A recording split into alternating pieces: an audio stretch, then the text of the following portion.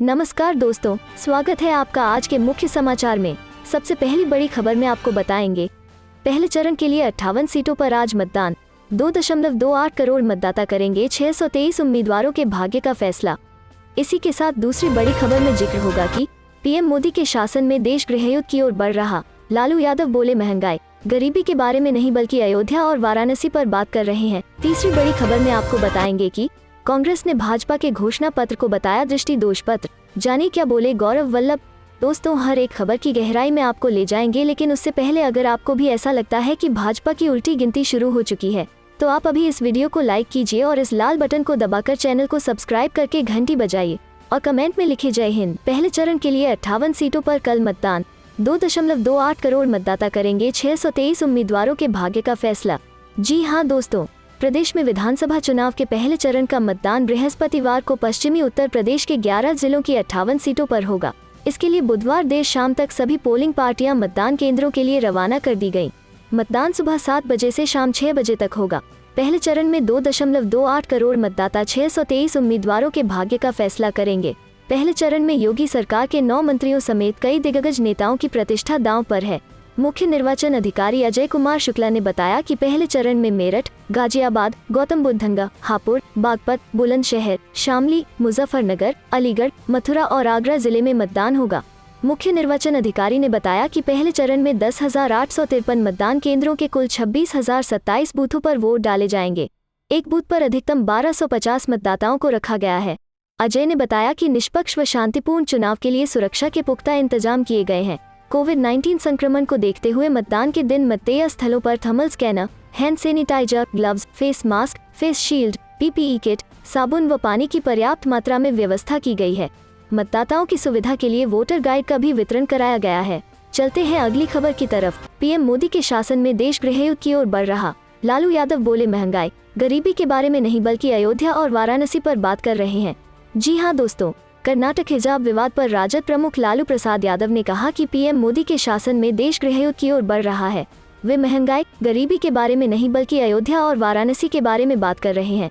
BJP की हताशा से पता चलता है कि वे यूपी चुनाव हार जाएंगे। वे केवल दंगों और मंदिरों के बारे में बात कर रहे हैं। 70 साल पहले हमारे पूर्वजों ने अंग्रेजों को देश छोड़ दिया था, लेकिन अब बीजेपी के रूप में अंग्रेजों की वापसी हुई है। हम यूपी चुनाव में सपा का समर्थन करते हैं। यादव ने भाजपा की तुलना अंग्रेजों से करते हुए कहा है कि ऐसा लगता है कि 70 साल बाद भारत में फिर से नया अंग्रेज आ गया है। उन्होंने कहा कि भाजपा के कारण देश गृहयुद्ध की ओर बढ़ रहा है और इसके लिए प्रधानमंत्री नरेंद्र मोदी जिम्मेवार हैं। लालू प्रसाद ने कहा कि भाजपा पर हमला करते हुए कहा कि 70 साल पहले अंग्रेज चला गया, दूसरा ब्रिटिश ये भाजपा के रूप में आ गया। ये लोग केवल दंगा फसाद करना चाहते हैं। उन्होंने कहा कि यूपी में भाजपा की दाल नहीं गलने वाली। अब की बार 300 पार के भाजपा के दावे पर उन्होंने कहा कि ये तो कोलकाता में भी बोल रहे थे, क्या हुआ। राजद प्रमुख ने कहा कि यूपी में भाजपा की करारी हार होगी, इनका सफाया हो जाएगा। जाट बाहुल इलाका है उत्तर प्रदेश और हरियाणा, जाटों पर जो इन्होंने ज्यादती की है उस बात को ये लोग भूलेंगे नहीं। चलते हैं अगली खबर की तरफ। कांग्रेस ने भाजपा के घोषणा पत्र को बताया दृष्टि दोष पत्र। जानिए क्या बोले गौरव वल्लभ। जी हाँ दोस्तों, कांग्रेस ने भाजपा के घोषणा पत्र को दृष्टि दोष पत्र करार दिया है। अखिल भारतीय कांग्रेस कमेटी के प्रवक्ता प्रो गौरव वल्लभ ने कहा कि जुमलों और धोखे का संकलन दृष्टि नहीं, दृष्टि दोष पत्र कहलाता है। भाजपा ने रोजगार के सृजन, महंगाई से निजात दिलाने और पलायन को लेकर चुप्पी साधी है। प्रदेश कांग्रेस कार्यालय में बुधवार को पत्रकारों से बातचीत में कांग्रेस के राष्ट्रीय प्रवक्ता प्रो गौरव वल्लभ ने भाजपा की ओर से जारी घोषणा पत्र पर तीखे सवाल दागे। उन्होंने कहा कि आखिर चुनाव से 4 दिन पहले भाजपा को दृष्टि दोष पत्र जारी करना याद आ ही गया। इसमें कुछ वाक्य और योजनाएं तो भाजपा के 2017 के घोषणा पत्र से अक्षरशः ली गई हैं। इससे स्पष्ट हो गया कि 3 तिगाड़ा काम बिगाड़ा सरकार ने 5 वर्ष में स्वास्थ्य सुविधाओं को बेहतर करने, महंगाई और पलायन की समस्या से निजात दिलाने को कुछ नहीं किया। उन्होंने कहा कि उत्तराखंड के लोग 3 प्रमुख समस्याओं बेरोजगारी, महंगाई और पलायन से जूझ रहे हैं। भाजपा ने इस बारे में एक भी ठोस नीति का उल्लेख नहीं किया है। कुछ चुनिंदा व्यक्तियों को 3 निःशुल्क सिलेंडर की देने की घोषणा वैसा ही जुमला है जैसा देश में 2 करोड़ नौकरी के सृजन का था। कांग्रेस ने अपने घोषणा पत्र में राज्य के सभी 24 लाख परिवारों को 950 रुपए के गैस सिलेंडर को 500 रुपए के अंदर उपलब्ध कराने का वायदा किया है। भाजपा का चुना हुआ परिवार सालाना 10 सिलेंडरों का उपभोग करता है तो उसे 7 सिलेंडरों के लिए कांग्रेस के वायदे की तुलना में बड़ी धनराशि चुकानी होगी। उन्होंने कहा कि भाजपा ने हर जिले में कम से कम एक मेडिकल कॉलेज की 2017 की बात फिर दोहराई है। कांग्रेस ने दुर्गम इलाकों में ड्रोन से दवाइयों की delivery, air ambulance, bike ambulance व टेलीमेडिसिन के माध्यम से राज्य के मरीजों की सेवा की प्रतिज्ञा ली है। प्रो गौरव वल्लभ ने कहा कि मुख्यमंत्री के संरक्षण में अवैध खनन हो या धर्मनगरी हरिद्वार में कोरोना टेस्टिंग घोटाला, भाजपा सरकार ने सिर्फ घोटालों का कोहराम मचाया है। भाजपा के घोषणा पत्र में मुख्यमंत्री की नई फोटो के अलावा कुछ नहीं है। चलते हैं अगली खबर की तरफ। टिकट कटने से नाराज बैरिया विधायक बोले, बलिया में भाजपा का होगा सुपड़ा साफ। जी हां दोस्तों, टिकट कटने से नाराज और बगावत का झंडा बुलंद करने वाले बैरिया विधायक सुरेंद्र सिंह के तेवर ढीले नहीं पड़ रहे हैं। मंगलवार को देर शाम अपने आवास पर पत्रकारों के साथ बातचीत के दौरान उन्होंने एक ओर जहां टिकट कटने के लिए भाजपा के शीर्ष नेतृत्व पर मानसिक दिवालियापन का आरोप लगाया, तो दूसरी ओर कहा कि जिले में भाजपा को एक भी सीट नहीं जीतने दूंगा। विधायक ने कहा कि द्वाबा की जनता के टिकट पर मैं चुनाव लड़ूंगा, किसी दल से टिकट मांगने नहीं जाएंगे। मेरी लड़ाई सांसद वीरेंद्र सिंह मस्त से है। दावा किया कि बीजेपी बलिया की सभी सीटें हारेगी। बैरिया से यूपी सरकार के मंत्री आनंद स्वरूप शुक्ला के प्रत्याशी बनाए जाने पर उन्होंने तंज कसा कि बलिया नगर से रिजेक्टेड प्रत्याशी बैरिया में सेलेक्ट हो गया। चलते हैं पहले खबर की तरफ। उत्तर प्रदेश में बीजेपी हारने जा रही है। यूपी चुनाव पर लालू यादव का बड़ा बयान। जी हां दोस्तों, आने वाले दिनों में देश के 5 राज्यों में मतदान की तारीख करीब आ रही है। ऐसे में देश के सबसे बड़े सूबे उत्तर प्रदेश पर सभी राजनीतिक दलों की नजर है। इस बीच मंगलवार को आरजेडी सुप्रीमो लालू प्रसाद यादव ने यूपी चुनाव को लेकर अपना बयान दिया है। लालू यादव के मुताबिक इस बार यूपी विधानसभा चुनाव में बीजेपी की हार निश्चित है। इसी के साथ उन्होंने कहा कि उत्तर प्रदेश की जनता बीजेपी के दुष्प्रचार से थक चुकी है। वहीं उन्होंने नीतीश कुमार पर भी निशाना साधा। लालू प्रसाद यादव ने मंगलवार को यूपी चुनाव को लेकर बयान देते हुए कहा कि उत्तर प्रदेश में बीजेपी हारने जा रही है। प्रदेश की जनता भाजपा के दुष्प्रचार से थक चुकी है। वे केवल दंगों, धर्म और मंदिर के बारे में बात कर रहे हैं। जनता महंगाई से त्रस्त हो चुकी है। ऐसे में वो इस बार यूपी में बीजेपी को सबक सिखाने के लिए तैयार हैं। चलते हैं अगली खबर की तरफ। बिहार कांग्रेस के बड़े नेता की भविष्यवाणी, यूपी चुनाव बाद गिर जाएगी नीतीश सरकार। जी हां दोस्तों, कांग्रेस ने दावा किया कि बिहार में बीजेपी और जेडीयू के बीच मतभेद उस स्थिति में पहुंच चुके हैं जिसका समाधान मुश्किल है। पार्टी ने उत्तर प्रदेश विधानसभा चुनाव के बाद बिहार में बड़ी उथल पुथल होने की भविष्यवाणी की। अखिल भारतीय कांग्रेस समिति के मीडिया पैनल में शामिल विधान परिषद सदस्य प्रेमचंद्र मिश्र ने बीजेपी के कुछ नेताओं द्वारा मुख्यमंत्री नीतीश कुमार पर हाल फिलहाल में किए गए हमलों का हवाला देते हुए मंगलवार को यह दावा किया।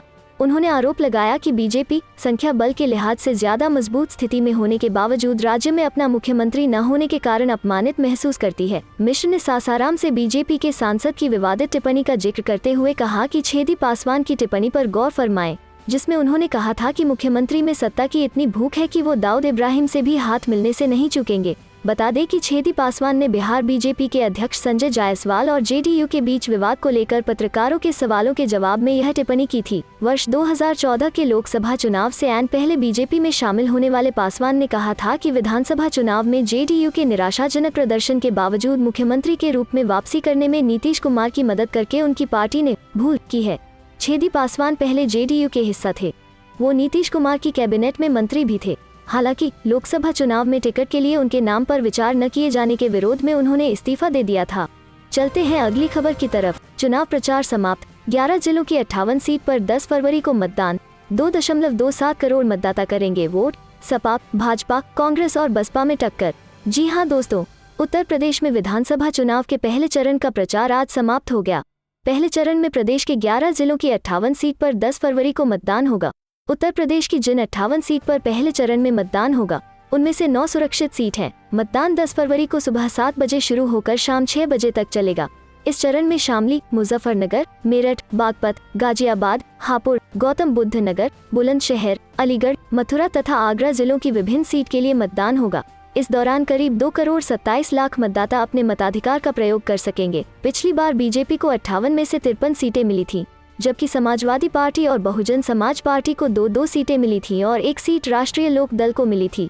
चुनाव प्रचार के दौरान सभी राजनीतिक दलों ने अपनी पूरी ताकत लगाई। हालांकि कोविड-19 महामारी के मद्देनजर निर्वाचन आयोग द्वारा लगाई गई पाबंदियों के कारण ज्यादातर चुनाव प्रचार वर्चुअल माध्यम से हुआ। प्रधानमंत्री नरेंद्र मोदी ने भाजपा के चुनाव अभियान की अगुवाई करते हुए प्रदेश की डबल इंजन सरकार की उपलब्धियों का विस्तार से जिक्र किया और इस दौरान सपा रालोद का गठबंधन उनके मुख्य निशाने पर रहा। पहले चरण के चुनाव प्रचार के दौरान पश्चिमी उत्तर प्रदेश के कैराना से पलायन का मुद्दा भी हावी रहा। केंद्रीय गृह मंत्री अमित शाह ने इस मुद्दे को प्रमुखता से उठाया। इस दौरान उन्होंने मथुरा में घर घर जाकर प्रचार भी किया। उधर सपा अध्यक्ष अखिलेश यादव की अगुवाई में गठबंधन ने भी जमकर प्रचार किया। इस दौरान अखिलेश और रालोद अध्यक्ष जयंत चौधरी ने कई स्थानों पर संयुक्त रूप से संवाददाता सम्मेलन किए। समाजवादी पार्टी, सपा और राष्ट्रीय लोक दल रालोद का चुनाव प्रचार मुख्यतः किसानों के मुद्दों के इर्द गिर्द रहा और वे सत्तारूढ़ भाजपा पर लगातार झूठ बोलने का आरोप लगाते रहे।